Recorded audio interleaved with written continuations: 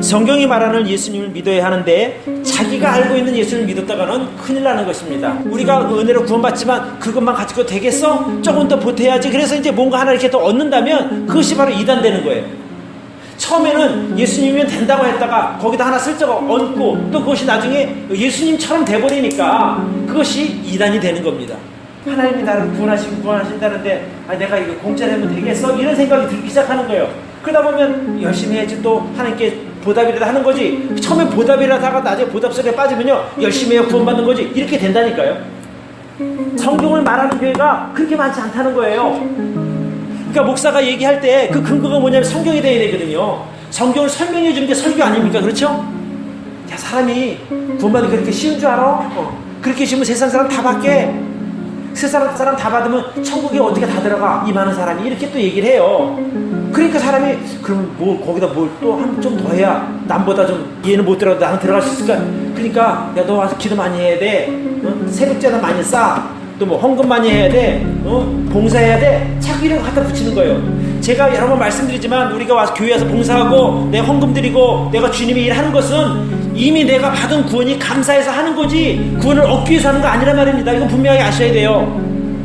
뭐 예수님 우리가 능력을 줘서 우리가 세상에서 뭐 세상을 싸워서 이기고 뭐 세상에 성공 이런 것이 아니거든요. 그러니까 주로 그렇게 말하는 사람들은 먼 천국보다 현 시대에 살고 있는 세상을 더 중요하게 여기는 사람들이에요. 그 사람들은 우리가 천국 가서 무슨 상급을 받을까? 천국 가서 하나님 앞에 어떻게 귀한 몸으로 우리가 설 수 있을까? 여기에 관심 있는 게 아니라 이 땅에서 어떻게 하면 성공할까? 이 땅에서 어떻게 하면 부자로 살까? 이 땅에서 어떻게 하면 내 이름을 날릴까? 이런 것만 생각하는 사람들이 그런 걸 추구하는 거거든요. 내가 예수님 믿어서 기도 열심히 해서 내가 능력을 받아서 내가 능력을 발휘한다라고 자꾸 얘기를 해요. 우리를 위한 뭐 호위무사 같이 우리를 도와서 이 땅에서 성공하게 하고 부자로 살게 하고 그런 게 아니고 천국과 우리를 안전하게 보호하시는 그 역할을 하시는 분이 예수님이라는 거예요. 근데 자꾸 사람들은 어떻게 하면 이 세상에서 성공할 수 있을까? 이 땅에서 잘 먹고 잘 살까? 여기에만 관심을 주니까 자꾸 능력 이렇게 요구하는 거예요.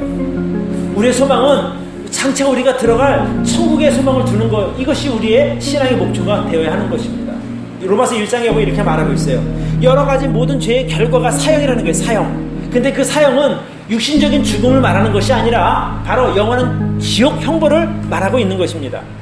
그런데 어쨌거나 사람은 자기 죄로 인해서 죽어야 되는 거예요. 예수님께서 십자가에 달리심으로 저와 여러분의 모든 죄, 이 세상 모든 사람들의 죄를 다 안고 가신 거예요.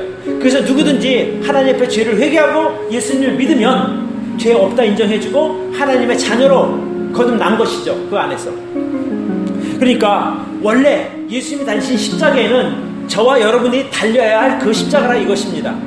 그래서 거기서 망신 다 당하고 고통 다 당해서 처참하게 죽어야 되는데 예수님께서 우리 대신 저와 여러분 대신 그 형벌을 받으셨다 이 말입니다. 착한 사람을 위해서 돌아가신 것이 아니에요. 죄인을 위해서 돌아가신 거예요. 죄인. 그래서 로마서 5장 8절에 뭐라고 말하고 있는 거 아니?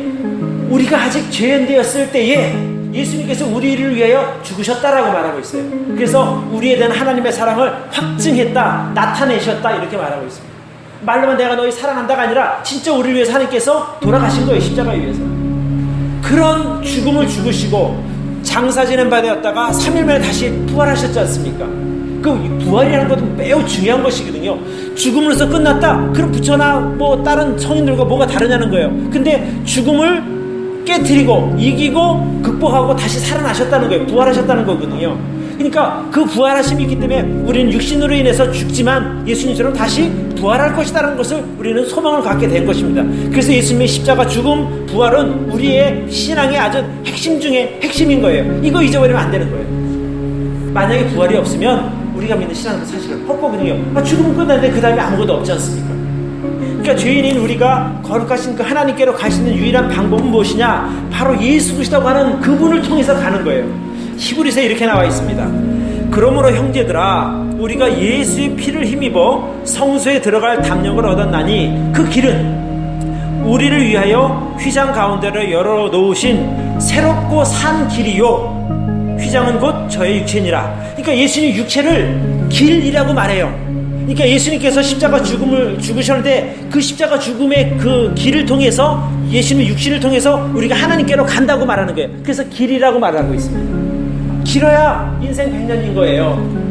유한하다는 겁니다. 근데 예수님께서 우리에게 주신 생명은 육신의 부모로부터 받은 생명이 아니라 하나님께로부터 온 생명이거든요. 그러니까 영원한 거예요. 변하지 않는 거예요. 그 생명에는 나이가 없습니다. 너희가 그 은혜를 인하여 믿음으로 말미암아 구원을 얻었나니 이것이 너희에게서 난 거예요. 그러니까 사람이 힘으로 얻을 수 있는 게 아니라는 겁니다. 하나님의 선물이다. 선물을 누가 돈 받고 줘요.